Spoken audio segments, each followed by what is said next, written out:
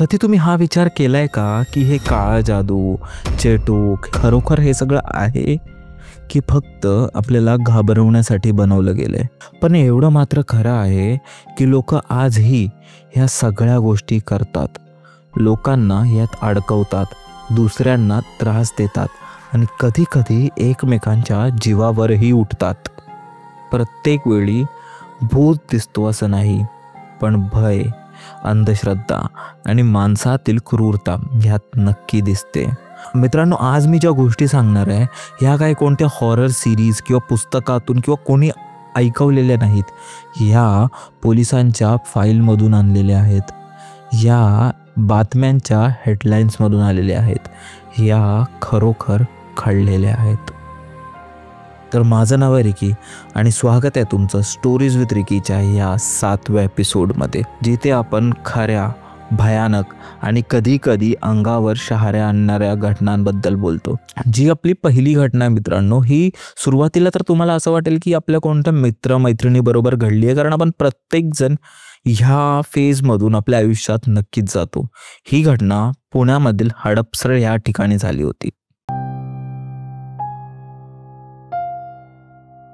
आपल्यापैकी प्रत्येकजण आयुष्यात एकदा ना एकदा तरी प्रेमात नक्की पडतो आणि जेव्हा आपण प्रेमात पडतो ना, ते मला वाटतं ह्या आयुष्यातील सगळ्यात बेस्ट फिलिंग असते. कारण आपल्याला तो फायनली तो व्यक्ती मिळालेला असतो ज्यावर आपण आपलं खरं खरं खरं प्रेम करतो. कधी कधी आपण जितकं प्रेमात जातो तितकंच आपल्या हातातून आयुष्य निसकटून जातं. म्हणजे प्रत्येक प्रेमाला यश येईल असं नाही, काही प्रेम अपयशही ठरतात. ती जी भावना असते ना मित्रांनो, ती सगळ्यात वाईट भावना असते. ज्या व्यक्तीबरोबर आपण आपलं पूर्ण आयुष्य बघतो तो व्यक्ती दुसऱ्या दिवशीपासून आपल्या आयुष्यातच नसतो. म्हणजे तो व्यक्ती जिवंत असूनही आपल्यासाठी मेलेला असतो. आणि त्या रिलेशनशिपमध्ये ज्या व्यक्तीने खरं प्रेम केलेलं असतं तो खूप जास्त दुखावतो. त्या माणसाला त्यातून बाहेर निघायला खूप खूप वेळ जातो. काही लोक दुःखात बुडतात, खाणं पिणं सगळं सोडतात, कित्येक महिने त्याच खोलीत राहतात, कोणाला भेटत नाही आणि म्हणजे एकदम एकदम खराब हालत करून घेतात स्वतःची आणि हळूहळू त्या व्यक्तीला विसरण्याचा प्रयत्न करतात. पण सगळेच जण असं करतात का? काही लोक त्याच प्रेमाला त्यांची जिद्द बनवून घेतात. त्यांना काहीही केला तो व्यक्तीला परत आणायचंच असतं. मग त्यासाठी त्यांना काहीही करावं लागलं तरीही चालेल. आणि इथेच ते लोक काळा जादू, अंधश्रद्धा, हे ढोंगी बाबा ह्या मार्गाकडे वळतात. ही गोष्ट आहे मनीषा रावळेकर हिची. वय वर्ष 27, पुण्यातील हडपसर भागात राहणारी एक सर्वसामान्य मुलगी. ती एका मुलावर प्रेम करत होती आणि त्याच्यासोबत लग्नाचे स्वप्नही पाहत होती. पण काही कारणामुळे तो मुलगा तिला सोडून गेला. ती पूर्णपणे तुटून गेली. एकटेपण, नैराश्य, शांतता या सगळ्यामधून बाहेर पडण्याचा एकच मार्ग तिला दिसला. तो मुलगा तिच्या आयुष्यात परत यावा. आणि मग इथूनच सुरू झाला तिचा काळा जादू आणि अंधश्रद्धेचा प्रवास. तिची मैत्रीण प्रणाली वाघमारे हिने तिला ओळख करून दिली एका तृतीयपंथी तांत्रिकाशी. त्याचं नाव होतं अल्ताफ शेख उर्फ गुलफाम. त्याने तिला विचारलं, तुला तुझं प्रेम परत हवंय का? जर हवंय तर आपल्याला काळा जादू करावा लागेल. मी तुझं प्रेम परत मिळवून देईन, विश्वास ठेव माझ्यावर. ह्याचा काही तुला त्रास नाही होणार, फक्त आपल्याला काही पूजा करावे लागतील. सुरुवातीला मनीषालाही थोडी शंका वाटली, कारण ऑब्व्हियसली मनीषा एक खूप सर्वसामान्य मुलगी होती आणि तिने तिच्या आयुष्यात कधी ह्या गोष्टींवर मानलं नव्हतं. पण प्रणालीचा विश्वास आणि अल्ताफचा बोलण्याचा प्रभाव तिला गुंतवत गेला. सुरुवातीला त्यांनी छोट्या मोठ्या विधी केल्या, अंगारं झालं किंवा काहीही पूजा वगैरे झाली, ते सर्व होत होतं. अल्ताफ आता प्रणालीच्या घरी येऊ लागला. तिकडेच तो छोट्या मोठ्या पूजा करू लागला. हळूहळू तिच्या घरातून त्यांनी देवाचे फोटो बाहेर काढायला सुरुवात केली. म्हणजे त्याला तिथे फक्त शैतानाची पूजा करायची होती. आता काही दिवसांनी अंतिम विधी करायची वेळ आली होती आणि तोही तिच्याच घरी होणार होता. 17 मार्च 2015, वार होता मंगळवार. मनीषा तिच्या घरात होती. अल्ताफ आणि प्रणालीही तिच्यासोबत होते. अल्ताफने एका खोलीत अंधारात काही माती, राख, लाल धागे, हळद आणि तेलाचा दिवा लावून तयारी केली होती. त्याने मनीषाला सांगितलं, तुझ्या अंगावर या ब्लेडनी काही चिन्ह करावे लागतील आणि तुझं रक्त शैतानाला भेट द्यावं लागेल. मनीषा प्रेमात एवढी वेडी झाली होती की ती कॉमन सेन्सच विसरून गेली होती की खरं आहे की नाही आहे. तिने तिच्या घरातल्यांनाही काही नव्हतं सांगितलं. म्हणजे ती प्रेमात फार वेडी झाली होती. तिला काहीही करून तो मुलगा तिच्या आयुष्यात परत हवा होता आणि म्हणून ती तयार झाली. तिचं डोकं आधीच भरलेलं होतं अंधश्रद्धेने आणि प्रेमाच्या अपेक्षाने. यावेळी ह्या सगळ्या विधी फक्त विधी नव्हती, तर एक कट होता, एक प्रॉपर प्लॅन होता. बरोबर 12च्या ठोक्याला त्यांनी ह्या सर्व विधीची सुरुवात केली. हळूहळू त्यांनी सगळीकडे राख पसरवली, हाडं काढली आणि त्यांनी पूजेला सुरुवात केली. अल्ताफने जसं प्रणालीला म्हटलं होतं की ब्लेडनी काही चिन्ह काढायला लागतील. अल्ताफने जसंच ब्लेड काढला आणि प्रणाली ही पूर्णपैकी तयार होती. तिला असं वाटलं डोक्यावर किंवा हातावर काही चिन्ह काढायचे असतील जे शैतानाला आवडत असतील. तिचं डोकं पुढे केलं, पण अल्ताफने काहीच चिन्ह न काढता तो ब्लेड तिच्या मानेवरून फिरवला. तिथेच तडपडत तडपडत तिने तिचा जीव सोडला. आता हे ते यांचा मास्टर प्लॅन बघा. अल्ताफ आणि प्रणालीने स्वतःहून पोलिसांना कॉल लावला आणि रडत रडत पोलिसांना बोलले की आमच्या मैत्रिणींनी स्वतःचा जीव घेतलाय, ही त्यांनी फास लावून घेतली आणि आता ती मेली आहे, तुम्ही या लवकरात लवकर. आणि जेव्हा पोलीस मनीषाच्या घरी पोहोचले त्यांना तिथे जात्या क्षणी शंका आली. त्यांना असं वाटलं काहीतरी गडबड आहे. दरवाजाचे कुलूप उघडे होते, सगळ्या वस्तू अस्तव्यस्त झाले होते, सगळं इकडे तिकडे पडलं होतं. तिच्या डोक्यावर एक खूप भला मोठा टिक्का लावला होता आणि तिच्या हातात काही दोरे वगैरेही बांधले होते. पोलिसांचा तपास सुरू झाला. Phone call details, CCTV footage आणि एका शेजाऱ्याचा जबाब या सगळ्यांमुळे तपासाचा थेट अल्ताफ आणि प्रणालीवर संशय गेला. अल्ताफ मनीषासोबत एका दुकानात काही पूजेची सामग्री खरेदी करताना दिसला होता. त्याआधी काही दिवस तो तिच्या घरी ये जा करत होता, हेही त्या CCTVमुळे स्पष्ट झालं. आणि जेव्हा पोलिसांनी डिटेलमध्ये कारवाई सुरू केली तेव्हा त्यांना खात्री पटली की मनीषाचा खून अल्ताफ, जो एक तृतीयपंथी तांत्रिक असण्याचा ढोंग करत होता, आणि प्रणाली, तिची जवळची मैत्रीण, ह्यांनीच मनीषाचा खून केला होता. अखेर दोघांना अटक झाली. त्यांनी पोलिसांसमोर गुन्हा कबूल केला, पण तक्रारपत्रात लिहिलं गेलं की हे सगळं तिच्या प्रेमासाठी होतं. पण खरोखर हे प्रेमासाठी होतं का? मनीषाचा मृत्यू अंधश्रद्धेचा एक क्रूर नमुना ठरला. एक शिक्षित आत्मनिर्भर तरुणी भूलथापेला बली पडली प्रेम परत मिळवण्यासाठी. ज्याचं उत्तर मनीषाला नात्यात मिळालं नाही, त्याचं उत्तर ती तंत्रात शोधायला गेली आणि ह्या सगळ्याच्या शेवटी मात्र तिने जीव गमावला. तर मित्रांनो, हीच गोष्ट होती मनीषाची, जिथे तिने तिच्या प्रेमासाठी स्वतःचा जीव गमावलं. आणि मला असं वाटतं ही खूप चुकीचं आहे. म्हणजे तेवढ्या अशा शहरात राहणाऱ्या मुलीलाही असा विचारायला, आणि तिनेही ह्या ढोंगी बाबांवर वगैरे विश्वास ठेवला. पण आता तुम्ही जी घटना ऐकणार आहात ती घटना एका व्यक्तीची नसून एका संपूर्ण कुटुंबाची, ज्यांनी मिळून स्वतःचाच शेवटचा दिवस आधीच ठरवून ठेवला होता. आणि हे सगळं घडलं म्हैसाळ, सांगली येथे.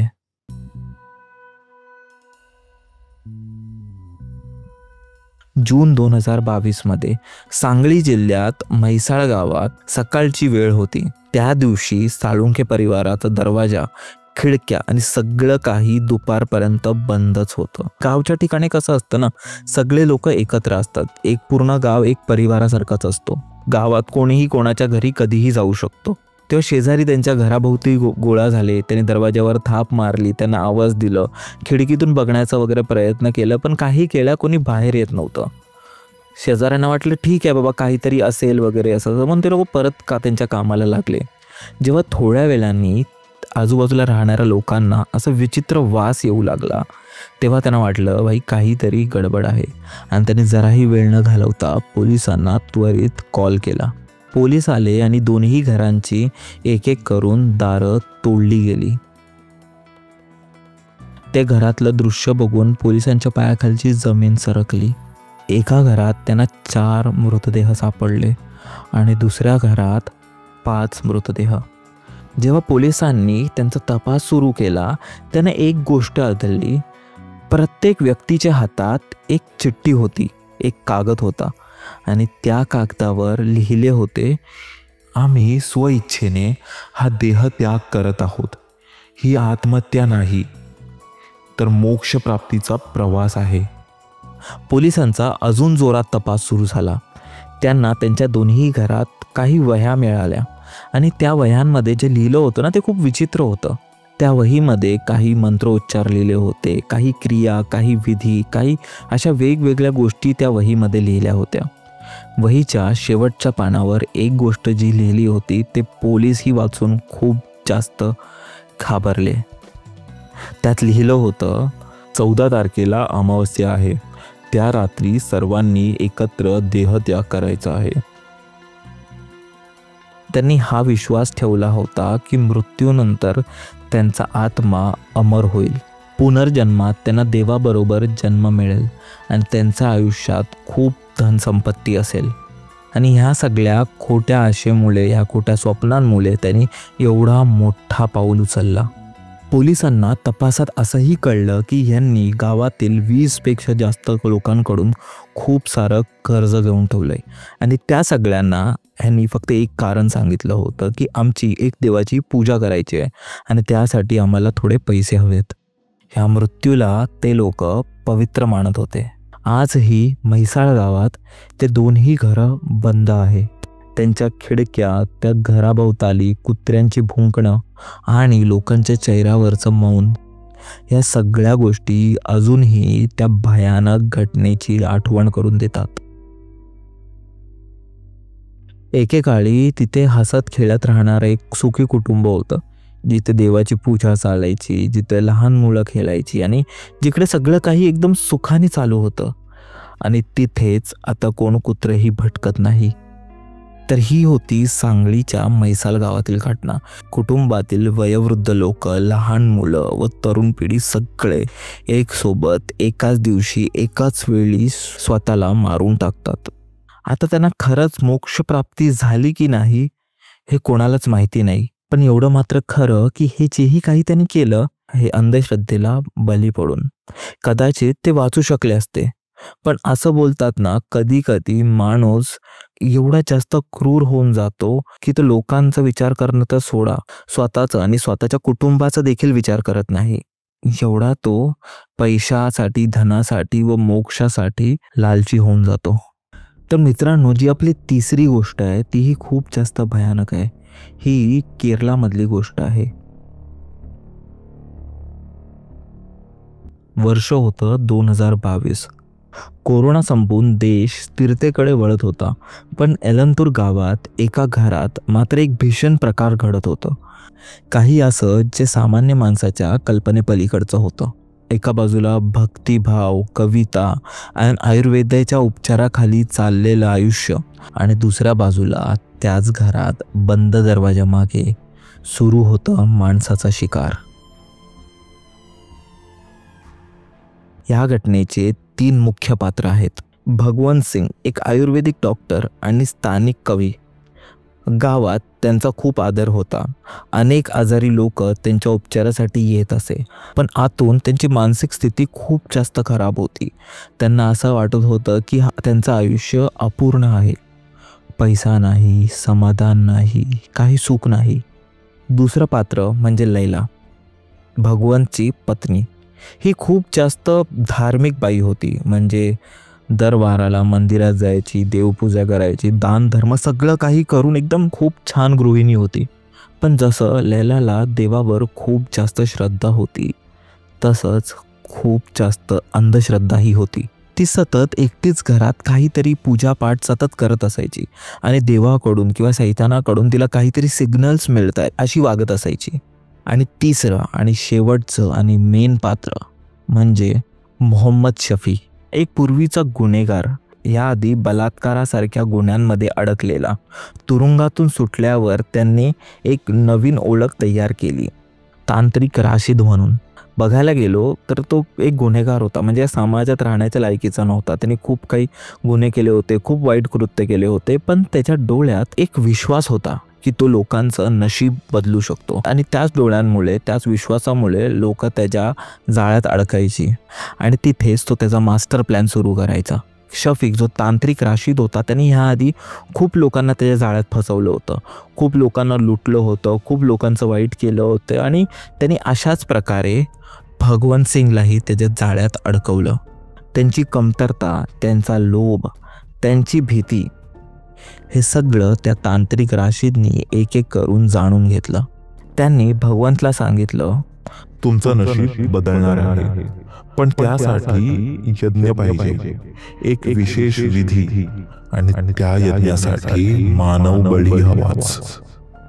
म्हणजे एका व्यक्तीची बळी द्यावी लागेल.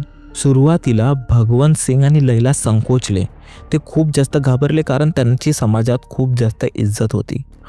पण शफीकनी त्यांच्या मनात असं काही भरलं की जर त्यांनी बळी दिला नाही तर त्यांचं आयुष्य असंच राहील आणि असंच त्यांना संपूर्ण आयुष्य जगावं लागेल.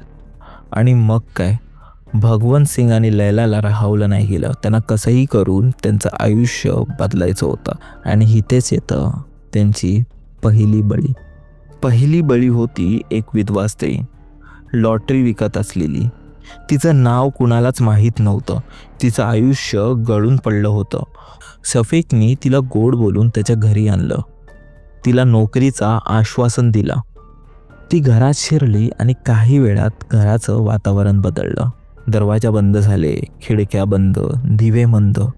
भगवंत आणि लैला दोन्ही एका वेगळ्या अवस्थेत शफीकच्या समोर बसले होते. एक तांत्रिक क्रिया सुरू करण्यात आली. त्या बिचाऱ्या स्त्रीला काही कळायच्या आधी तिच्या हातात दोर बांधली गेली. ती रडत होती, किंचाळत होती, पण तिचा आवाज बाहेर गेला नाही. त्या रात्री तिला मारण्यात आलं. तिच्या शरीराचे अवशेष विधीनुसार वेगवेगळ्या ठिकाणी ठेवण्यात आले. पण भगवंत आणि लैलाला संपत्ती, धन दौलत मिळाली का?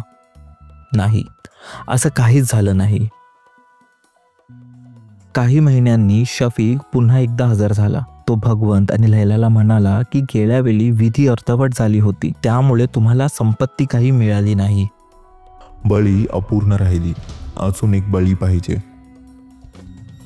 हे ऐकून भगवंत सिंग आणि लैला खूप जास्त शॉक होते. त्यांना हे सगळं करायचं नव्हतं, पण ते खूप जास्त लालचीही होते. त्यांना संपत्ती, धन आणि त्यापुढे कशाचीच कोणाचीच काही पडलेली नव्हती. त्यांनी असं विचार केलं की आता आपण एवढं तर केलंय, तर आपण जर अजून एक बळी दिला आणि आपल्याला सगळ्या आयुष्याचं सुख मिळालं तर काय हरज आहे, आपण देऊया. आणि मग यावेळी लक्ष वेधले गेले एका दुसऱ्या गरीब स्त्रीकडे. तिलाही फसवण्यात आलं आणि तीही त्या घरात कायमची हरवली. भगवंत सिंग आणि जी लैला, जी आधी खूप खुश आणि सुखी होते, तेच आता खूप विचित्र वागायला लागले होते लोकांशी. शेजाऱ्यांना हे सगळं जाणवत तर होतं, पण कोणी काही बोलण्याचं धाडस केलं नाही. एक दिवशी दुर्गंधी इतकी वाढली, इतका घाणेरडा वास येऊ लागला की त्यांच्या शेजारच्या लोकांनी जाऊन तिथे त्यांचे दार ठोठावले. कोणतीही हालचाल तिथे नव्हती. मग त्यांनी पोलिसांना बोलवले. पोलीस तिथे आले. पोलिसांनी दार तोडलं. एका खोलीत कापलेले अवयव, कापडी चटया आणि भिंतीवर विचित्र आकृती, विधीच्या साहित्यांची वेगवेगळी जागा आणि मग हळूहळू त्याच्या मागे असलेला इतिहास पोलिसांच्या समोर येऊ लागला. पोलिसांनी याचा तपास सुरू केला. सगळे पुरावे गोळा केले आणि भगवंत सिंग, लैला आणि शफीला अटक करण्यात आली. अतिशय थंडपणे त्या तिघांनी सगळं काही कबूल केलं. ते असं काही बोलले की हे सगळं आम्ही शांतीसाठी केलं, हे सगळं आम्ही विधीसाठी केलं, हे सगळं आम्ही आमच्या देवासाठी केलं. त्यांच्या तोंडावर कोणत्याही प्रकारचा दुःख किंवा खंत अजिबात नव्हती. त्यांचं असं होतं की आम्ही जेही केलं ते आम्ही आमच्यासाठी केलं, आम्ही आमच्या देवासाठी केलं आणि त्यांना त्याचं काहीच वाईट वाटत नव्हतं. आणि ही खूप विचित्र गोष्ट आहे की तुम्ही दोन व्यक्तींना, दोन बायकांना तुम्ही मारून टाकलं आणि तुम्हाला त्याच्याबद्दल अजिबात काहीच वाईट वाटत नाहीये.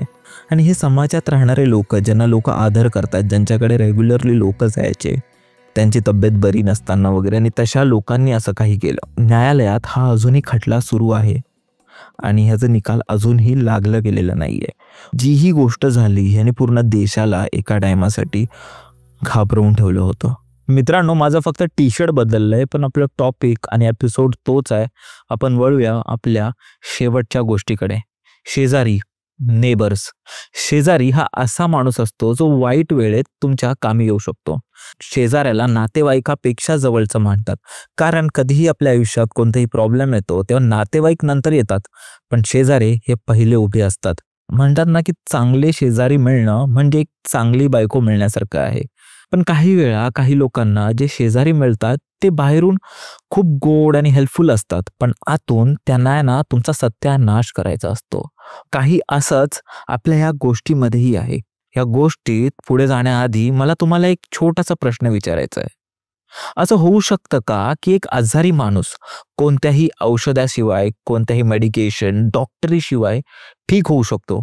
स्पेशली असा माणूस जो मरायला टेकलाय, असा माणूस विदाऊट डॉक्टर ठीक होऊ शकतो का? पण ही जी आपली गोष्ट आहे ना, त्याच्यात हीच गोष्ट खूप विचित्र होती. ही गोष्ट आहे मध्य प्रदेशच्या भोपाल शहरातली. मनदीप सिंग यांचं एक खूप हसतं खेळतं कुटुंब होतं. मनदीप हा खूप लहान होता, म्हणजे बघायला गेलो तर 12-13 वर्षांचा मुलगा होता, खूप लहान होता. त्याच्या कुटुंबामध्ये 5 लोक होते. त्याचे आई बाबा, त्यांचे आजोबा, त्याने त्यांची एक आत्या आणि त्याचं एक भावा बहिणीसारखंच नातं होतं. त्यांच्या शेजारी मंगल तिवारीचा परिवार राहत होता, ज्याच्या बायकोचं नाव होतं सुमन तिवारी. सुमन तिवारीची बहीण होती कुसुम तिवारी, जी मंगल तिवारीच्या भावाची बायको होती. आहे ना, थोडं कन्फ्युजन झालंय तुम्हाला. म्हणजेच या दोन्ही बहिणींनी त्या दोन्ही भावांसोबत लग्न केलं होतं आणि हे मनदीप सिंगचे शेजारी होते. मंगल तिवारी आणि मनदीप सिंग जो लहान मुलगा आहे त्यांच्या घराची एक कॉमन भिंत होती, म्हणजे अगदी जवळच त्यांच्या घर एकमेकांना जोडले गेलेले होते. आणि हे परिवार अशा भिंतींनी जरी जोडले गेलेले असतील तरीही त्यांचं काही एवढं खास रिलेशन नव्हतं.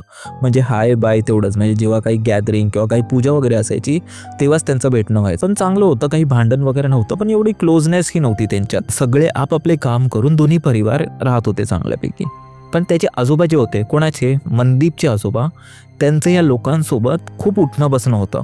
म्हणजे म्हाताऱ्या माणसाला अजून कायच काम असतं, ते फिरत राहायचे आणि त्यांचं सगळ्यांबरोबरच होतं. पण स्पेशली जी तिवारी फॅमिली होती त्यांच्याबरोबर आजोबांचं म्हणजे असायचे, ते खूप चिल असायचे, त्यांच्याकडे जायचे, जेवण खाणं पिणं वगैरे चालत राहायचं. बेसिकली जो मंगल तिवारी होता ना, त्याची तब्येत काही ठीक नव्हती. म्हणजे एक दिवस तर त्याचे आजोबा त्यांच्या घरी आले आणि येऊन आपल्या मुलाला अधिराज सिंग, जे मनदीप सिंगचे वडील होते, त्यांना म्हणतात की अरे बेटा, तुला माहिती आहे का की जो मंगल आहे ना, त्याची तब्येत खूप खराब आहे. म्हणजे मला असं वाटतं तो काही दिवसांचाच पाहुणा आहे, जास्त जगणार नाही असं वाटतं. तर त्याला विचारलं, काय झालं बाबा, एवढी खराब आहे का परिस्थिती? ते बोले हो, खूप जास्त खराब आहे, म्हणजे तो मरायला टेकलाय असं आपण बोलू शकतो. आता त्याला देवच वाचवू शकतो, एवढी त्याची खराब परिस्थिती आहे. हे ऐकून मनदीपचे जे बाबा असतात ते बोलतात की बाबा सोडा ना, जाऊ द्या, आता कोण काय करू शकतो, देवापुढे कोणाचीच मर्जी चालत नाही. आता ह्यात काय व्हायचं ना, त्यांच्या त्या दोघी शेजारणी ज्या होत्या बहिणी सुमन आणि कुसुम, ह्या काय करायच्या, रोज रात्री साधारण 8:30-9च्या दरम्यान ऑलमोस्ट दर दिवशी मनदीपच्या घरी यायचा आणि त्यांचा गेट वाजवायचा. पण हे शेजारी बेल वाजवल्यावर कोण उघडेल वगैरे ह्याची वाट बघत नाही बसायचे, ते डायरेक्ट एंट्री मारायचे, कारण तेवढे ते लोक जनरली क्लोज होते. आणि शेजारी आपल्याही घरात माहिती आहे ना, आपण खूप वर्ष राहिल्यावर जे शेजारचे असतात तेही आपल्या खूप जवळ होऊन जातात, म्हणजे ते त्यांचं घर हे आपलं दुसरं घर होऊन जातं. त्यांच्यातही थोडंफार काही असंच झालं होतं आणि त्यांना रोज थोडंफार येणं जाणं असायचं. स्पेशली बायकांचं, हे संपलं ते संपलं, हे पाहिजे का वहिनी, ते पाहिजे का वहिनी, टिपिकल म्हणजे जे आपण आपल्या मावशी आई त्यांचं रिलेशन असतं तसंच काहीतरी त्यांचं थोडंफार होतं. मनदीपचे जे वडील होते ना, ते खूप कॉमन मॅन, म्हणजे त्यांचे जे स्वभाव वगैरे होते खूप असं एक मिडल क्लास माणसासारखे होते. म्हणजे जो घरचा करता धरता तसंच. ते थोडे रिलिजियस होते, ते साईबाबांना खूप जास्त मानायचे, त्यांचे खूप जास्त पूजा वगैरे करायचे, वर्षातून 1-2दा शिर्डीलाही जायचे. त्यांचा एक नियम होता, कोणत्याही ठिकाणाचं प्रसाद नाही खायचे, म्हणजे देवदर्शनाचे वगैरे प्रसाद ते अजिबात खायचेच नाही. असं नाही की ते देवाला मानायचे वगैरे नाही किंवा कोणाचा डिसरिस्पेक्ट करायचे, डिसरिस्पेक्ट नाही, फक्त एक सवय होती की ते कोणत्याही मंदिराचं वगैरे प्रसाद खायचे नाही. आणि असे खूप लोक असतात जे नाही खात, तुम्ही बघितलंच असेल. आता ही सकाळ सकाळचीच गोष्ट आहे. मनदीपची जी आई होती ती रोज सकाळी पूजा करायची आणि त्याचे जे आजोबा होते ते असेच बाहेर फिरून यायचे. त्या दिवशीही तेच झालं, आई पूजा करत होती आणि आजोबा बाहेर फेरफटका मारून आले. येऊन त्यांनी त्यांच्या फ्रीजवर एक प्रसादाचा पॅकेट ठेवला. प्रसादाचा पॅकेट ठेवताना म्हणाले, भाऊ हा प्रसाद आहे, शेजाऱ्यांनी दिलाय. जी तिवारी फॅमिली होती त्यांना एक प्रसादाची पुडी दिली होती. त्यांनी विचारलं, घरी काय पूजा वगैरे होती का त्यांच्या? तर ते बोलले, हो त्यांच्या घरी एक छोटीशी पूजा होती. त्यांनी तर कोणाला बोलवलं नाही. अशी कोणती पूजा होती? कारण ऑब्व्हियसली पूजा वगैरे असते तर आपण ॲटलिस्ट जे बाजूला राहतात त्यांना तरी बोलवतो. मी त्यांना विचारलं तर त्यांनी सांगितलं की त्यांचे जे पती आहेत त्यांची तब्येत ठीक नाही आहे. जसं मी तुम्हाला म्हटलं की जे मंगल तिवारी होते त्यांची तब्येत काही ठीक नव्हती आणि त्यांनाच बरं वाटावं म्हणून त्यांनी एक शांती पूजा ठेवली होती घरी. तर मनदीपची जी आई होती ती हे सगळं ऐकून विचार करू लागली की अशी कोणती पूजा होती. तिने हा प्रसाद फेकण्याचा विचार केला. कारण असं बोलतात ना की जर माहिती नाही तर काहीही गोष्ट जर कोण देतं तर ते खाऊ नये. तसेच तिचेही विचार होते, थोडे मागासलेले विचार होते, पण खूप महत्त्वाचं होतं. तिने तेच विचार केला की मी फेकून देईन. पण त्यांच्या पूजेचा टाईम झाला होता. तर तिला वाटलं की मी पूजा केल्यानंतर ही प्रसाद फेकून देईन, आता मी पूजा करून घेते. आता तुम्हीच विचार करा, तो माणूस जो कधीच बाहेरचा प्रसाद खात नव्हता तो अचानक चालत येतो आणि फ्रीजवर जे त्यांच्या आजोबांनी, मनदीपच्या आजोबांनी फ्रीजवर जी प्रसादाची पुडी ठेवलेली होती तो प्रसाद पूर्ण खाऊन टाकतो. बरोबर, मनदीपचे बाबा त्या प्रसादाला पूर्ण खाऊन टाकतात. मनदीपची आई जेव्हा पूजा करून बाहेर येते तर तिला प्रसादाची पिशवी गायब दिसते. बघते तर ती टेबलावर ठेवलेली होती.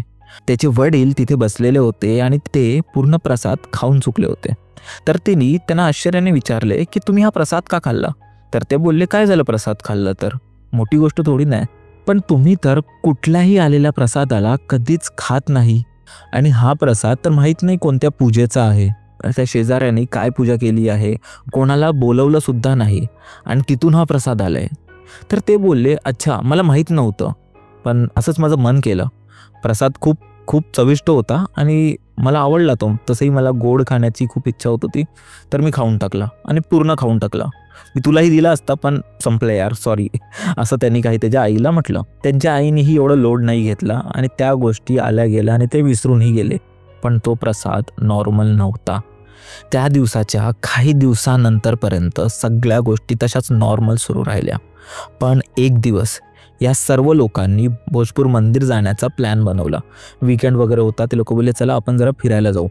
तसं तर त्यांचे जे वडील होते, मनदीपचे जे वडील होते ते एकदम फिट माणूस होते. म्हणजे जवळपास 40 एक त्यांचं वय असेल आणि फिट होते. चालायचे वगैरे, जॉब करायचे. सकाळी 7 ते 4 वाजेपर्यंत त्यांची नोकरी असायची. जॉबवरून लवकर येऊन मनदीप बरोबर क्रिकेटसुद्धा खेळायचे.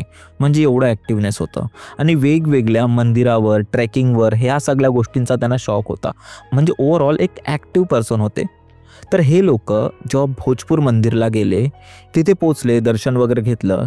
तिथे दर्शन करून येताना त्याच्या वडिलांनी त्यांना म्हटलं की यार इथून अर्धा 1 किलोमीटरच्या अंतरावर बुद्धदेवाचा एक मंदिर होता, तो अजूनही आहे का? तर चला आपण बघून येऊया की तिथे.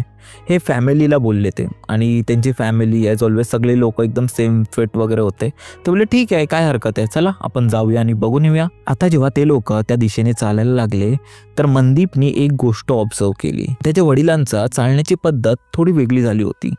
ते अगदी असे चालत होते जसं कोणीतरी एक थकलेला माणूस चालतो, पण ते कोणाला बोलत नव्हते. म्हणजे ते चालत जात होते पण खूप दमल्यासारखे वाटत होते. जर एक माणूस थकलेला आहे आणि तो घरातल्या मधला मुख्य व्यक्ती आहे तर त्याने आधीच सांगितलं असतं ना. म्हणजे त्याचे वडील काय कोणाच्या म्हणण्यावरून वगैरे नव्हते चालत. म्हणजे जर ते थकलेले असते ते बोलू शकले असते की चला ठीक आहे, एवढं झालं ना, आपण परत घरी जाऊ, किंवा मला दम लागलाय किंवा मला बरं नाही वाटत आहे. पण नाही, ते जबरदस्ती चालत होते आणि त्यांना तिकडे जायचं पण होतं आणि ते खूप दमलेले पण होते. हे त्यांचं वागणं त्यांना काही पटलं नव्हतं. जसे तसे दमून भागून ते लोक त्या मंदिराकडे गेले आणि तिकडचं दर्शन घेऊन ते लोक परत आले. आता त्याच्या दुसऱ्या दिवशीपासून, नेक्स्ट डे पासून त्याचे वडील जसेच ऑफिसमधून यायचे आणि येऊन सरळ आपल्या बेडवर पडून जायचे. त्यांना जर कोणी विचारलं की काय तुम्ही रोज आल्यावर पडताय वगैरे, त्यांचं एकच उत्तर असायचं, यार माहीत नाही, मी खूप खूप थकलोय, मला खूप थकवा लागलाय आणि माझं मन नाही करत आहे, मला बस तुम्ही झोपून राहू द्या, पडून राहू द्या, उठायचं मन नाही करत आहे. आणि एक दिवस नाही तर हे दर दिवशीची गोष्ट झाली होती. ते सकाळी 7 वाजता ऑफिसला जायचे आणि 4 वाजता ऑफिसमधून परत यायचे. जिथे ते पहिल्या मनदीप सोबत आल्यावर क्रिकेट खेळायचं ते सुद्धा बंद झालं होतं आणि हळूहळू त्यांची हेल्थ अजून डिग्रेड होऊ लागली होती. पुढच्या 2 महिन्यामध्ये त्यांनी साधारण 15 पेक्षा जास्त किलो वजन लूज केलं होतं. आणि जर तुम्ही बघितलं तर ते आधीपासूनच खूप बारीक होते, म्हणजे खूप स्लिम आणि खूप फिट होते. आणि अशा व्यक्तीने जर अजून वेट लूज केल्यावर एकदम बारीक झाले होते ते. त्यांच्यासाठी ही एक अलार्मिंग सिच्युएशन होती की something is serious about their health. असं नाही की त्याने डॉक्टरी वगैरे काय केली नव्हती, त्याने त्यांच्या फॅमिली डॉक्टरला वगैरे दाखवलं होतं, पण सगळ्या टेस्टचं रिझल्ट जे होतं ते अगदी नॉर्मल होतं. इवन ह्या 2 महिन्यांमध्ये त्यांच्यावर काही वेळा अशी सिच्युएशन ही आली की त्यांना ग्लुकोजच्या बॉटल वगैरे चढवाव्या लागल्या. म्हणजे विचार करा, असा फिट माणसालाही ग्लुकोज वगैरे त्यांना चढवायला लागलं. एक दिवस जेव्हा त्यांच्या आईने, मनदीपच्या आईने नोटीस केलं की त्याच्या बाबांच्या हातात एक छोटासा कट लागला, म्हणजे त्यांना काहीतरी एक जखम झाली होती आणि त्या जखमेमधून खूप सारा रक्त वाहू लागला. काही केल्या तो रक्त थांबतच नव्हता. त्या सगळं इलाज वगैरे करून झालं, डेटॉल वगैरे लावलं तरीही तो थांबत नव्हता. तेव्हा त्याच्या आईला एक शंका आली आणि त्यांनी त्यांची ब्लड शुगर टेस्ट केली आणि त्यांचा जो ब्लड शुगर लेवल होता तो साधारण 590च्या आसपास होता. आता जेव्हा डायग्नॉसिस मिळालं तर इलाज सुरू झाला. आता बघायला गेलो तर त्यांच्या परिवारामध्येही कोणाला काही असा मेडिकल त्रास वगैरे असं काही नव्हतं. आणि जर शुगरचं वगैरे बघायला गेलो तर ते काही कोणालाही होऊ शकतो ना थोडं, पण त्यांनी जरा त्यांच्या लाईफस्टाईलकडे लक्ष दिलं, अजून हेल्दी लाईफस्टाईल अडॉप्ट केली. जेवल्यानंतर साधारण अर्धा पाऊण तास वॉक करायचे आणि हळूहळू त्यांचे ग्लुकोज लेवल ही कंट्रोलमध्ये येऊ लागले. आणि जसं जसं त्यांचं शुगर लेवल कंट्रोलमध्ये येत होता तशी त्यांची हेल्थ पण हळूहळू रिकवर होत होते, ते बरे होत होते. दॅट मीन्स की ते काहीच पॅरानॉर्मल किंवा काळा जादू असं काहीच नव्हतं. ही फक्त एक शुगरची छोटीशी बिमारी होती आणि त्यांच्या घरातल्यांनी पण असा काहीच विचार केला नाही. पण फक्त जोपर्यंत या सगळ्या गोष्टींनी डार्क टर्न नाही घेतला. आता काही दिवसांनंतर त्याच्या वडिलांना, मनदीपच्या वडिलांना जेवल्यानंतर उलटी होण्यास सुरुवात झाली. ते काहीही खायचे तरीही त्यांना उलटी व्हायचीच. ते म्हणायचे की असं वाटते त्यांच्या पोटात काहीतरी अडकले, म्हणजे काहीतरी त्यांच्या पोटातही जे बाहेर नाही निघत आहे. हळूहळू 2 दिवस, 3 दिवस, 4 दिवसानंतरही त्यांचं पोट साफ होण्याचं बंद झालं. त्यांच्या बॉडीमधून जो काही वेस्ट निघत होता तो फक्त युरिन, लघवी थ्रूच. तुम्ही इमॅजिन करू शकता की 5-6 दिवसापर्यंत एका माणसाच्या बॉडीमधून कोणताही सॉलिड वेस्ट निघतच नाही आहे. एक प्रॉब्लेम गेली नव्हती की आता परत ही दुसरी प्रॉब्लेम आली. म्हणजे ते बोलतात ना, दुष्काळात 13वा महिना, तशी काही त्यांची परिस्थिती झाली होती. मग हे लोक पोहोचले हॉस्पिटल आणि त्यांना त्या हॉस्पिटलच्या गॅस्ट्रिओलॉजी युनिटमध्ये ॲडमिट केलं. 2-3 दिवस त्यांचा इलाज चालला, गोष्टी ठीक झाल्या आणि मग ते परत घरी आले. मग ते 10 दिवसपर्यंत तर ठीक राहिले, म्हणजे एकदम नॉर्मल, सगळं काही प्रॉपर मोशन वगैरे होत होती. पण परत 10 दिवसानंतर सेम प्रॉब्लेम आली. मग ते परत तिथे गेले, मग 2-3 दिवस परत ॲडमिट राहिले, मग परत रिकवर झाले आणि मग ही जी सिच्युएशन होती ही चालत राहिली. 1 आठवडा ठीक राहत होते आणि मग त्यांना परत जावं लागत होतं आणि हळूहळू हा टाईम पिरियड वाढत गेला.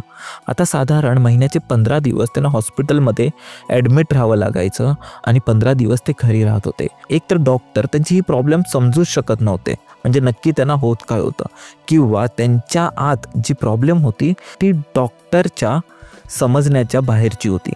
त्यांची आई त्यांच्या वडिलांसोबत हॉस्पिटलमध्ये जायची आणि तिथेच राहायची ती. म्हणजे त्यांना काही मदत वगैरे लागायची. ऑब्व्हियसली जो एक पेशंट हॉस्पिटलमध्ये असतो त्याला मदत वगैरे करायला कोण ना कोण, एक ना एक तरी व्यक्ती लागतोच. आणि तोच रोल त्याची आई करत होती, मनदीपची आई करत होती. त्याची जी आत्या होती त्यांच्या मुलाला, म्हणजेच मनदीपला आणि त्यांच्या आजोबांना, त्यांना म्हणजे जेवण वगैरे त्यांचे जेही त्यांची कामं होती ती आत्याच करायची. जेव्हा त्याचे वडील हॉस्पिटलमधून परत घरी आले एका वेळी, तेव्हा एका रात्री एक विचित्र गोष्ट झाली. म्हणजे त्याचे जे आजोबा होते, मनदीपचे आजोबा, जेव्हा त्याचे वडील हॉस्पिटलमधून घरी आले तेव्हा त्याच्या आजोबांना काहीच म्हणजे असं फरक नाही पडलं. म्हणजे आपला मुलगा आजारी आहे किंवा त्याला त्रास होत असेल, त्यांना याचं काहीच घेणं देणं नव्हतं. त्यांना विचारलं सुद्धा नाही की तुझी तब्येत कशी आहे किंवा डॉक्टर काय बोलले किंवा कधी ठीक होईल, काहीच नाही विचारलं. म्हणजे एकदम दगडासारखं त्यांचं हृदय झालं होतं. त्याचे आजोबा असे बोलले, कोणती याची तब्येत काय खराब नाही आहे, नाटक करतोय, खोटं बोलतोय हा. आणि तुम्ही समजू शकता की एक आजारी माणसाला जेव्हा त्याचे वडील हे असे शब्द बोलतात तर त्याला काय वाटलं असेल. एक दिवस तर त्यांनी एक प्रॉपर लिस्ट बनवून आणली आणि त्याच्या वडिलांच्या हातात पकडवली की मी तुझ्यावर आणि तुझ्या मुलांवर, त्या मुलांच्या शिक्षणावर एवढा पैसा खर्च केलाय, हा हिशोब बघ, तुम्हाला हे पैसे कधी परत करणार आहेस. एक आजारी माणूस जो दर 15 दिवस हॉस्पिटलमध्ये राहतो आणि त्याला तुम्ही असा खर्च दाखवतात. ह्या गोष्टींनी त्याच्या वडिलांना अगदी आतून तोडून टाकलं की आपले वडीलच आपल्याला हे सगळं बोलतात, जेव्हा त्याची परिस्थिती एवढी खराब होती. आणि हे सगळं चालत असतानाच, म्हणजे त्याच टायमाला, म्हणजे त्या पुढच्याच दिवशी त्यांना एक बातमी मिळाली की जो मंगल तिवारी होता ना, त्याचे आजोबा बघा बोलत होते, जे त्यांच्याकडे येऊन जाऊन असायचे, ते तिवारी बहिणी कुसुम आणि सुमन, बरोबर. सुमनचा नवरा मंगल तिवारी जो खूप आजारी होता, तो मरायला टेकला होता. आता हळूहळू तो बरा व्हायला लागला. तो मंगल तिवारी आहे ना, तो आता महादेवांचा खूप मोठा भक्त झालाय. तो तासन तास फक्त त्यांचे मंत्र उच्चार करत असतो. आणि त्याची 2 महिन्यापूर्वी जी हालत होती, आता तसं अजिबात काही नाही राहिले. त्याच्या हालतीत, त्याच्या तब्येतीत खूप जास्त सुधार झाला आहे. त्याची जी तब्येत होती ती सुधारत होती, ते खूप अनबिलिव्हेबल होतं. म्हणजे जे एकाच महिन्यापूर्वी जो माणूस मारायला टपलाय, तो एकदम चालायला लागलाय, एकदम बेस्ट ह्याच्यात आहे, मंदिरात जातो. हे सगळं हे थोडं विचित्र होतं. पण ह्याच्या मागचं कारण हे काही वेगळं होतं. एक दिवसाची गोष्ट आहे, जेव्हा त्यांचे वडील, मनदीपचे वडील हॉस्पिटलमध्ये ॲडमिट होते. तर त्यांचे जे अंगण होतं ना, त्यांच्या जे घरातलं अंगण होतं, त्यात एक लिंबाचं झाड होतं. आणि त्या लिंबाच्या झाडाच्या काही फांद्या, जे शेजारच्यांचं छप्पर होतं ना, त्याला ऑलमोस्ट त्या छपराला टच करत होतं. ह्यांच्या झाडाचे काही फांदे त्यांच्या घरालाही लागायचं. तर त्याची जी आत्या होती ना, मनदीपची आत्या, एक दिवस अशीच अंगणात भांडी वगैरे घासत होती. तेवढ्यात तिची नजर त्यांच्या लिंबाच्या झाडावर लटकलेल्या एका पिशवीवर पडली. ती एक हिरव्या रंगाची पिशवी होती आणि त्याच्या आत काहीतरी ठेवलं होतं. जसंच त्याच्या आत्याने बघितलं, माहिती नाही काय तिला काय सुचलं, तिने पूर्ण शेजार पाजारच्या लोकांना बोलावून घेतलं आणि विचारलं की बघा, हे जे शेजारी आहे त्यांनी ही पिशवी इथे का टांगली आहे, इथे का लटकवली आहे. तर ते बोलले काही नाही, ह्या पिशवीत तर फुलं आहेत, म्हणजे देवाची पूजा वगैरे केल्यानंतर आपण त्यांना असं फेकू नाही शकत, जनरली नदीत वगैरे फेकतात, तर तोपर्यंत आम्ही इथे लटकवली आहेत. पण त्याच्या आत्याने त्यांचं काहीच नाही ऐकलं. ती बोलली, तुम्हाला जर झाडावरच लटकवायची आहेत तर तुमच्या घरी 2-2 झाडं आहेत, तिकडे लटकवा ना. एवढं मोठं आंब्याचं झाड आहे, तेवढं तिकडे पेरूचं झाड आहे, तिकडे लटकवा. ह्या आमच्या झाडावर तुम्ही का लटकवलंय. फटाफट त्यांनी ती पिशवी तिकडून काढून टाकली. आणि ती पिशवी तिकडून काढल्यानंतर त्याच्या दुसऱ्याच दिवशी त्याच्या वडिलांच्या, मनदीपच्या वडिलांच्या तब्येतीत थोडा फरक जाणवू लागला. त्यांची तब्येत थोडी बेटर होऊ लागली. जे 15 दिवसापर्यंत ॲडमिट राहत होते, ते नेक्स्ट पुढच्याच दिवशी हॉस्पिटलमधून डिस्चार्ज मिळाला त्यांना. आता जेव्हा ते आले, त्याच्या आत्यानी ही सगळी गोष्ट त्याच्या आईला सांगितली. आणि जशीच त्याच्या आईने ही गोष्ट ऐकली, ती समजली, तिचं डोकं ठणकलं. तिला वाटलं की हे जे काही चाललं आहे ना, हे कदाचित हे मेडिकल किंवा डॉक्टरची आजारपण नाही आहे. ह्या शेजारच्या लोकांनी नक्की काही ना काहीतरी केलं आहे आमच्यावर. तिला तो दिवस आठवला जेव्हा त्याच्या आजोबांनी म्हटलं होतं की त्यांच्या घरी एक पूजा होती आणि त्या पूजेत त्यांनी कोणालाही बोलवलं नव्हतं आणि त्या पूजेच्या प्रसादाला त्याच्या वडिलांनी खाल्लं होतं. आणि इथे जर तुम्ही नोटीस केलं की त्या पूजेच्या प्रसादाला फक्त त्याच्या वडिलांनीच खाल्लं होतं.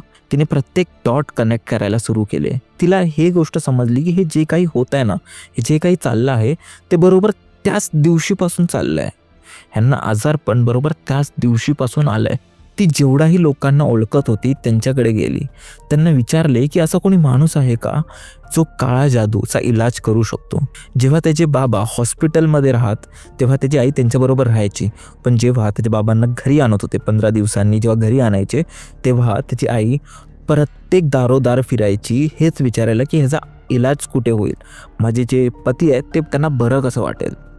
आणि तुम्हाला माहिती असेल की हे जे काला जादू किंवा हे इकडे फसवणूक करणारे खूप लोक असतात. म्हणजे खरं आहे की नाही माहिती नाही, पण जनरली इकडे लोकांची फसवणूकच जास्त होते. म्हणजे श्रद्धेपेक्षा जास्त इकडे अंधश्रद्धा चालते. एवढे पैसे द्या, तेवढे पैसे द्या, लूटमारेच असते. तर इकडे जेन्युइन पर्सन मिळणं ही खूप मुश्किल आहे. आता तिला एक बाबा मिळाला आणि जे बोलत होते की आम्ही हे सगळं ठीक करून देऊ. त्यांच्या आपल्याच माणसाने त्यांचा घात केला होता. घरातच त्यांचा शत्रू होता आणि ते होते त्यांचे आजोबा. हे लोक ऑब्व्हियसली कुठेही जात तर त्याच्या आजोबांनी सगळं सांगून जात होते की बाबा आम्ही इथे जातोय, आम्ही ह्या मंदिरात जातोय, आम्ही ह्या बाबाकडे जातोय किंवा आम्ही ह्या दर्ग्यात जातोय. हे सगळं त्याच्या आजोबांना माहिती असायचं. आणि ते लोक तिकडे गेल्यावर आजोबा मंगल तिवारीच्या घरी पोचायचे आणि त्यांना हे सर्व काही सांगायचे. हे ह्या बाबाकडे गेलेत किंवा हे तिथे गेलेत, ह्या दर्ग्यात गेले, हे सगळं काही बाबा जाऊन त्या लोकांना सांगायचे. दॅट मीन्स की इथे जे आजोबा होते, मनदीपचे आजोबा, हे पूर्णपणे त्या लोकांच्या कंट्रोलमध्ये होते. आणि एक प्रकारे तिवारी परिवाराने त्यांच्या घरी एक कॅमेरा सेट केला होता. सो त्यांच्या घराची प्रत्येक ॲक्टिव्हिटी ऑब्झर्व करून इथे ट्रान्समिट करत होता. त्यांची हालत सतत खराब होत जात होती, पण कोणत्याही ठिकाणी जाऊन काही त्यांना फायदा होत नव्हता. आणि त्याचं कारण हेच होतं, त्यांचं वजन खूप कमी होत होतं. आता त्यांची हाडंही दिसू लागल्या होत्या. जेवण ते खात नव्हते, त्यांचं पोट साफ करू नव्हतं शकत. जे काहीही जेवण ते जबरदस्तीने खाऊही घालायचे, तेही परत उलटी करून बाहेर फेकायचे. त्यांच्या तोंडातून 24 तास पूर्ण वेळ एक फेस येत होता. झोपायच्या गोळ्या दिल्यानंतरही त्यांना झोप येत नव्हती. रात्रीच्या कोणतीही वेळी जरी उठून बघा तरी त्यांचे डोळे उघडे असायचे. आता ह्या सगळ्यांचा इलाज डॉक्टरलाही समजत नव्हतं की नक्की यांच्यावर होतंय काय. की दिवसभर रात्रभर फक्त बेडवर पडून होते आणि सतत एका कोपऱ्याकडे, त्यांच्या घराच्या एका कोपऱ्याला ते असे टक लावून बघत असायचे, जसं काही कोणीतरी त्यांना तिथून बघतंय, काहीतरी त्यांना तिकडून एक गोष्ट दिसते. चांगल्यापैकी एका फिट माणसाची तब्येत मात्र 2 महिन्यात एवढी खराब, एवढी डिग्रेड कशी झाली असेल. तर तेवढंच नाही, आता हळूहळू त्या माणसाच्या मेंटल हेल्थवर पण असर पडणं सुरू झालं. ते आता पडून पडून स्वतःशीच बोलायला लागले होते. स्वतःशीच असं एक थर्ड पर्सन पर्स्पेक्टिव्हमध्ये बोलायचे. आपण एका दुसऱ्या व्यक्तीला बोलतो ना, तसं स्वतःबद्दल बोलायचे ते, की साल्या, कुत्र्या, नालायका, मी तुला इथून घेऊन जाणार. त्याच्या बायकोकडे बोट करून बोलायची, कुत्री तुला काय वाचवणार. पण ज्या टोनमध्ये आणि ज्या व्हॉइसमध्ये ते बोलायचे ना, ते एका म्हाताऱ्या माणसाचा आवाज असायचा, जसं काय कोणतरी आत्मा त्यांच्या अंगात आहे. म्हणजे खूप खूप वाईट होतं त्यांच्याबरोबर. सुरुवातीला त्याच्या आईलाही वाटलं की मे बी ते हितेच आहेत आणि मे बी आता ते त्यांच्या तब्येतीचा असर त्यांच्या मेंटल हेल्थवरही पडतोय, मानसिक आजार वगैरे त्यांना झाला असेल, म्हणून तिला वाटलं की ठीक आहे, तीही त्यांच्या शिव्या खायची. आता एक दिवशी काय झालं की ज्या टायमाला ते आजारी पडले तो गणेश चतुर्थीचा टाईम होता, म्हणजे गणपती बाप्पाचा टाईम होता. त्यावेळी त्याच्या आईने गणपतीची एक छोटी मूर्ती आणली होती. तिने त्याला एका उंच स्थान जो घरातला असतो तिकडे पूजा करण्यासाठी ठेवलं होतं मूर्तीला. तिच्या मनात देवासाठी खूप जास्त श्रद्धा होती आणि तिचं फक्त एवढंच मागणं होतं की काहीही होऊन माझ्या नवऱ्याला तुम्ही बरं करा, काही होऊ दे, माझ्या नवऱ्याला तुम्ही ह्या संकटापासून वाचवा. तर तेवढंच फक्त म्हणणं होतं आणि ती सगळं चांगल्यापैकी करत होती. तिला दुःख होतं खूप सारं, ती एक वेगळ्याच पेनमधून जात होती, पण देवाचं मात्र ती करत होती. त्याचे वडील, मनदीपचे वडील, जे या हालातीत पण नव्हते की ते बेडवरून उठू शकतील, म्हणजे एवढे बारीक झाले होते, त्यांना ते स्वतःहून चालायचे सुद्धा नाही. ते एकदम बेडवरून उठले. त्यावेळी त्यांनी बेडच्या खाली ठेवलेली त्यांची चप्पल उचलली आणि ती चप्पल ॲक्युरेटली गणपतीच्या मूर्तीवर फेकून मारली. ती सरळ जाऊन मूर्तीवर लागली, मूर्ती खाली पडली आणि खाली पडून तिचे 2 तुकडे झाले. घरातले सगळे त्यांच्याकडे बघत होते की हा माणूस का वागतोय, एवढा क्रूर का वागतोय, ह्या माणसाला जो आतापर्यंत उठूही शकत नव्हता असं का वागतोय अचानक. आणि हे सगळं केल्यावर त्यांच्या चेहऱ्यावर एक विचित्र स्माईल होती, जसं काही हे सगळे ते आधीपासूनच त्यांना करायचं होतं. आणि परत जाऊन आपल्या बेडवर बसले. त्याच्या आईने वळून बघितलं तर स्पष्टपणे बघू शकत होती की जो समोर बसलेला माणूस होता तो तिचा नवरा नव्हता. त्याच्या चेहऱ्यावर एक वेगळंच एक्सप्रेशन होतं. हे सगळं सांगत होतं की घरात तुम्ही कोणतीही पूजा करू शकत नाही. त्यांची आई अगदी शांत राहिली, तिने कोणताही रिॲक्शन नाही दिला. जगात सर्व तुमची साथ सोडू शकतात, पण एक पतिव्रता पत्नी जी असते ना, ती कधीच आपल्या पतीचे साथ सोडत नाही. आणि त्याची आई पण अगदी तशीच होती. त्याची आई रात्रभर त्याच्या बाबांसोबत जागत राहायची, हे बडबडत असायची आणि ही त्यांना धीर द्यायची की तुम्ही थोडं धैर्य ठेवा, तुम्ही बरं व्हाल, थोडं तुम्ही शांतता ठेवा. म्हणजे त्यांना ती काही ना काहीतरी सांगत असायची, सगळं काही ठीक होईल, हे सर्व त्यांना धीर देत असायचे. पण त्या गोष्टी तिथे थांबल्या नाही. आतापर्यंत तुम्ही जर त्याचे वडील पाहिले तर ते स्वतःलाच थोड्याफार शिव्या द्यायच्या, पण आता ते पूर्ण रात्र जागून त्याच्या आईला सुद्धा शिव्या देत होत्या. आता एका रात्रीची गोष्ट आहे, त्याचे बाबा काहीतरी बडबडत होते आणि अचानक स्वतःशी बडबड करता करता त्याच्या आईसोबत काहीतरी बोलू लागले. ते बोलले, ती मला घेऊन जाईल, काहीच ठीक होणार नाही. त्यांची आई रडत रडत विचारलं त्याने की कोण घेऊन जाईल, का ठीक होणार नाही, तुम्ही अशी गोष्ट का, म्हणजे असं का बोलताय तुम्ही, कोण आहे, कोण तुम्हाला, कोण दिसतंय का त्या कोपऱ्यात, तुम्ही तिथेच बघत असता आणि रडत असताना असे विचित्र विचित्र गोष्टी तुम्ही का बोलता, तुम्ही सांगा मला. त्याच्या वडिलांनी त्याच्या घरच्या कोपऱ्याच्या दिशेने अशा प्रकारे हात केला आणि बोलले, ती बघ, ती बसली आहे ना, तीच ती हसते, बरोबर तीच बाई. आता त्याच्या आईने त्या कोपऱ्यात बघितलं पण तिला काहीच दिसलं नव्हतं. ती खूप अशी हेल्पलेस फील करत होती, तिला काहीच समजत नव्हतं की काय चाललंय, पण ती आपल्या पतीसाठी काहीच करू शकत नव्हती. तो तिच्या मांडीवर हळूहळू त्याचा जीव सोडत होता. म्हणजे प्रत्येक एक दिवस जात होता त्याची परिस्थिती अजून खराब होत चालली होती. पुढच्या काही दिवसांनी असंच हाच रात्रीचा टाईम होता. त्याचे आई बाबा म्हणजे आई त्याच्या बाबांच्या बेडजवळ बसली होती जशी ती रोज करायची. अचानक आउट ऑफ नोवेअर त्याच्या बाबांनी असं काही म्हटलंय, ऐक ना, तू उद्या एक काम कर, तू दुकानात जाऊन विष घेऊन ये आणि आपल्या मुलांना ते विष खाऊ घाल. जेव्हा ते दोघं मरतील आपण दोघी फास लावून इकडे जीव तोडू. ही ते मुलांचा रेफरन्स म्हणजे मनदीप आणि ते आत्याशी होता आणि ते आत्यालाही ते लोक त्यांच्या मुलासारखं जपायचे. ही गोष्ट ऐकून त्याची आई खूप जास्त रडू लागली. पण त्याच्या वडिलांना त्या गोष्टीचा कोणताच असर नव्हता. ते खूप नॉर्मली एक खूप नॉर्मल टोनमध्ये अशा गोष्टी बोलत होते. पुढच्या काही दिवसानंतर आईने कुठे ना कुठेतरी काही एका पंडितजीबद्दल माहिती काढली. त्या पंडितजींनी तिला 2-3 दिवसानंतर येण्याची तारीख दिली आणि या तारखेला मला भेटायला या असं तिने सांगितलं. जनरली जी त्याची आई होती ती खूप जास्त म्हणजे काय बोलू शकतो आपण, डिसिप्लिन होती. ती असं काही विसरत अजिबात काहीच विसरायची नाही. पण त्या दिवशी ती विसरली. ज्या दिवशी बाबांनी त्यांना भेटायला बोलवलं होतं ती घराच्या कामात एवढी बिझी झाली की ती माहिती नाही का पण विसरली. हे खूप आश्चर्यचकित करणारी गोष्ट होती, पण ती विसरून गेली. ज्या संध्याकाळी तिला आठवण आली की अरे बाबा मला तर पंडितजीकडे जायचं आहे आणि मी विसरून गेली. ती धावत धावत त्यांच्या पंडितजीकडे गेली. तर तिथे पोचली तर तिकडे काही विचित्रच झालं होतं. पंडितजीने तिला बघताच क्षणी बोललं की तू इथे का आली आहेस. ती बोलली की तुम्हीच तर मला बोलवलं होतं. हे ऐकून पंडितजी बोलले, मी तुला कधी बोलवलं होतं, मी तुला पहिल्यांदा बघतोय, मी तुला काही तारीख वगैरे दिली होती का. हे ऐकून आईला अजिबात समजत नव्हतं की बाबा काय चाललंय नक्की. म्हणजे ही एवढ्या विचित्र गोष्टी माझ्याबरोबर का घडतायत. मी एवढं प्रयत्न करून सुद्धा आता जो आईकडे जो लास्ट चान्स होता त्या पंडितजीचा तोही त्यांनी गमावला होता. आता एक रात्रीची गोष्ट आहे. बेसिकली त्यांचं जे घर होतं ना, मनदीपचे जे घर होतं ते 1 by 1 असं डुप्लेक्स घर असताना तसं होतं. एकावरती एक असं एक माळ्याचं घर होतं आणि त्यांचं जे खालचं घर होतं ना, म्हणजे खालचा जो माळा होता ना तिथे त्याचे आई बाबा राहत होते ग्राउंड फ्लोअरवर. आणि वरचा एक जो माळा होता तिथे 1-2 रूम्स होते आणि एक बाल्कनी टाईप टॅरेस टाईप त्यांनी बनवलं होतं. आणि जी ती बाल्कनी होती म्हणजे जो भाग राहिला होता तो ॲक्च्युली त्यांना बाल्कनी म्हणून नव्हतं बनवायचं होतं.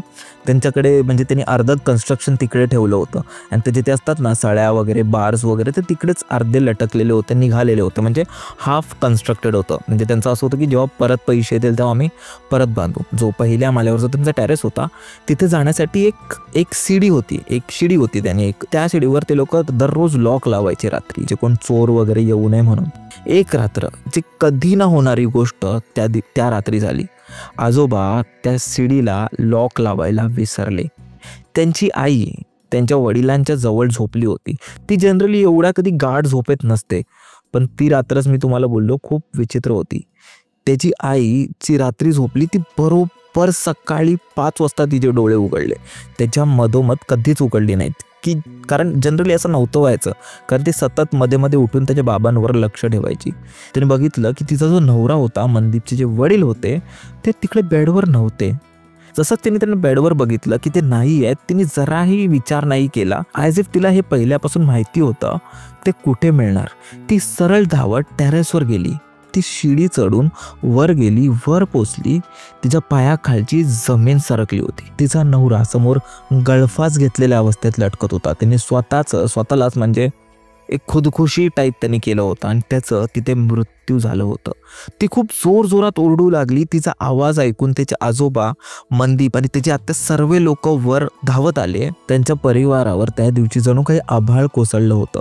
कोणी रडत होतं, कोणी अंबारडा फुटवत होता. आसपासचे सर्व शेजारपाजारचे लोक तिकडे जमा झाले. कोणीतरी पोलिसांना फोन केला. जोपर्यंत पोलीस आली त्यांनी आपल्या वडिलांची बॉडी उतरवून खाली ठेवली होती. आणि जेव्हा त्यांनी त्यांचे सगळे पॉकेट्स वगैरे चेक केलं, पोलिसांना त्याच्या वडिलांच्या खिशात एक चिठ्ठी मिळाली ज्यात त्यांनी लिहिलं होतं, मी जेही काही करतोय त्याचा कोणीही जिम्मेदार नाही आहे, त्याच्या मागे कोणी कारणीभूत नाही आहे आणि माझ्या वडिलांनी जेही काही मला म्हटलं होतं त्यावेळी ते मी सर्व काही माफ करतोय. मला काहीच त्यांच्याबद्दल मला राग नाही आहे किंवा काही नाही आहे. मी त्यांना माफ करतोय आणि कोणीही त्यांच्याशी कोणत्याही चुकीच्या शब्दात बोलू नये. तिथे मनदीपनी एक छोटी गोष्ट नोटीस केली. त्याच्या बाबांनी ज्या जागेवर स्वतःला गळफास लावला होता त्या जागेच्या एक्झॅक्ट खाली जिथे त्यांनी गळफास लावला होता त्या जागेच्या एक्झॅक्ट खाली जमिनीवर एक क्रॉस मार्क लावलेला होता. पण त्यावेळी कोणीच तेवढं काही लक्ष दिलं नाही. पोलीस आली, पूर्ण एरिया त्यांचा जमला होता, त्यांचे अंतिम संस्कार वगैरे केले गेले. मनदीपनेच त्यांना मुखअग्नी दिली. तोही तुटून गेला होता खूप वाईट प्रकारे. आपल्या परिवारातला कोणी जेव्हा जातो तेव्हा खूप जास्त दुःख होतं. वडील गेलेच्या पुढच्या दिवशी जेव्हा मनदीप झोपला होता तेव्हा त्याच्या स्वप्नात त्याचे वडील आले आणि ते रडत रडत त्याला म्हणाले, बेटा मला माफ कर, मी जेही काही केलं ते मी खूप चुकीचं केलं, मी तुझ्यासाठी काहीच चांगलं करू शकलो नाही, मला माफ कर. एवढं बोलून ते त्याच्या स्वप्नातून निघून गेले आणि त्या दिवसानंतर ते परत कधीच त्याच्या स्वप्नात आले नाही. गोष्टी गेल्या, दिवस गेल्या, हळूहळू सर्व लोक परत नॉर्मल झाली. तेव्हाच मनदीप खूप वेळा त्यांच्या टेरेसवर असं चालायला वगैरे जायचा, वॉकला वगैरे जातो, म्हणजे असंच शतपावली वगैरे करायचा. तर त्यांनी नोटीस केलं की तिथे तो क्रॉसचा निशाण, जो क्रॉसचं जे चिन्ह होतं त्याला स्पष्टपणे दिसत होतं, ज्यावरती त्याच्या वडिलांनी गळफास लावला होता. त्यांनी आसपासच्या गोष्टींवर जेव्हा असं शोधायला वगैरे सुरुवात केली त्याला खूप वेगवेगळ्या गोष्टी मिळाल्या. त्याला एक सुकलेला अर्धा कापलेला लिंबू दिसला त्यांच्याच म्हणजे घराच्या आजूबाजूला, घराच्या परिसरात. त्या लिंबूच्या आत अर्धा कापलेला लिंबू ज्यात कुंकू भरलेला होता. तो लिंबू रूमच्या एका कोपऱ्यात पडला होता आणि ज्या प्रकारे तो लिंबू पडला होता स्पष्टपणे दिसत होतं की त्या लिंबूला कोणीतरी त्यांच्या घरात फेकलं होतं. म्हणजे बोलतात ना की असं कोणतरी फेकून वगैरे मारतात, तशाच टाईपमध्ये तो लिंबू होता. ह्यात एकच पॉसिबिलिटी निघत होती की हा लिंबू मंगल तिवारीच्या घरातून फेकला गेला होता आणि हा तोच मंगल तिवारी होता. त्याची काही महिन्यांपूर्वी हालत एवढी खराब झाली होती की तो मरणार होता आणि आता जर तुम्ही बघायला गेला तर तो एकदम एकदम फिट आणि एकदम फाईन झाला होता. हे कसं शक्य आहे? त्यांचं घरातल्यांचं म्हणणं काय होतं की ह्याने देवाचं करायला घेतलंय, हा देवावर खूप विश्वास ठेवलाय, हा रेग्युलर मंत्र उच्चार वगैरे देवाची पूजा वगैरे करतो आणि त्यामुळे हा बरं झाला. पण हे कसं शक्य आहे? मनदीपनी एक गोष्ट नोटीस केली की जेव्हा त्याच्या बाबांच्या मृत्यूच्या 13 दिवस गेले होते, तो एकदा रात्री असं टेरेसवर बसला होता त्यांनी बघितलं की हा जो तिवारी परिवार होता तो गपचूप रात्रीचे साधारण 3:30 वाजले होते, त्याच्या आसपास घरातून बाहेर निघत होता. मनदीपला रात्री काही झोप एवढी येत नव्हती, तेव्हा त्याला त्यांची हालचाल जाणवली. त्याने बघितलं की हे लोक जे होते ना, म्हणजे असे खूप सस्पिशियसली असं असं ना की एक भीतीने गपचूप एकदम डबक्या पावलाने हे लोक त्या गाडीत गेले. आता ही गोष्ट तर मनदीपला पटली होती की ह्या लोकांनीच माझ्या बाबांबरोबर काहीतरी केलंय, कारण जेव्हापासून त्यांनी तो प्रसाद दिला तेव्हापासूनच माझ्या घरची परिस्थिती खूप खराब व्हायला लागली. त्यांच्या घरातला जो माणूस मरायला टपला होता तो बिलकुल फिट अँड फाईन झाला. हे कसं शक्य आहे? आणि कदाचित ज्यांच्याकडून त्यांनी हा काळा जादू करवला होता, काळा जादू करून घेतला होता, त्यांनीच आपलं काम पूर्ण केलं होतं. एकतर हा पूर्ण परिवार त्याला भेटायला जात होता किंवा कोणत्या तरी नवीन प्लॅनिंग करायला जात होता. कारण रात्रीच्या 3 वाजता कोणताही नॉर्मल फॅमिली असं काही कधीच करणार नाही. तेही एवढं असं लपून छपून असं असं का करेल भाई? कोण चोरी थोडी ना केली आहे.